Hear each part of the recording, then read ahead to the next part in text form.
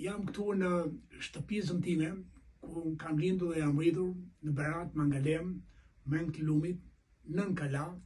por në një nga lagjet më fisnike të Beratit, ku arrita të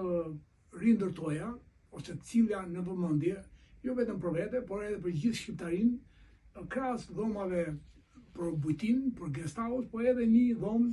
që i kam bërë emrin Muzeu Rrenjë Tona, Aur Roots. Edhe emrin e fondacionit që kemi si Rrenjë Tona, po edhe Aur Roots për të thënë që edhe rrenjtë e shqiptarëve të Europës, ndoshta dhe të botës, mund të gjenden në Shqipëri, po ndoshta më mirë akoma edhe në qytetin e Beratit. Dhe ftoj dhe presë çdo shqiptar dhe çdo europian, ku fillimisht i ofroj, i gostis me një karamele, pastaj me një takim duar që i them shqiptarë ka zakon të takohet 2 herë, një herë jashtë dhe një herë brenda. Pastaj i gostis me një pikë raki, që kam një raki të mirë skrapari,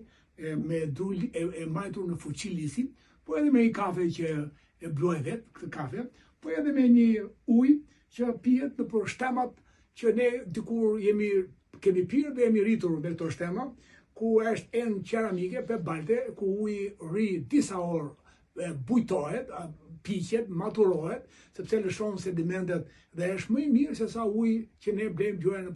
në supermarketet. Dhe i gostis të njerë dhe ju flasë për historinë e Shqipërisë, të Beratit, të Europës, ju flasë për etnokulturën, i përgjigjem pyetjeve gjitha llojet e veshjeve që ata shohin. Sigurisht që këtu është një pjesë shumë e vogël e etnokulturës shqiptare, por më duket se etnokultura apo muzeu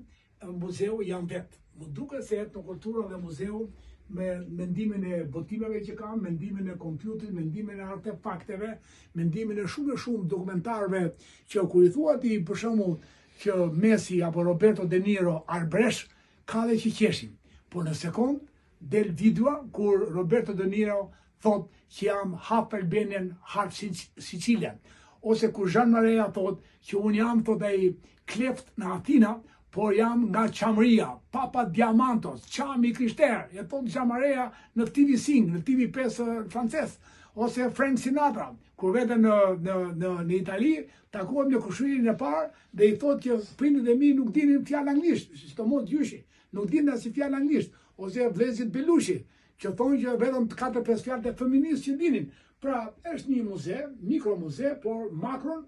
apo të madhen e bëj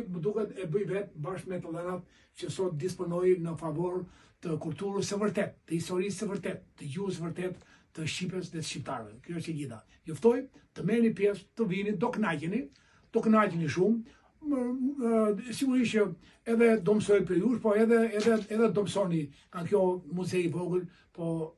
i vogël në hapësirë, po i madh në përmbajtje. Prandaj ju ftoj gjithë, mirashi, kafeja, rakia, do bëj brysk për çdo njeri që vjen. Ju falenderoj.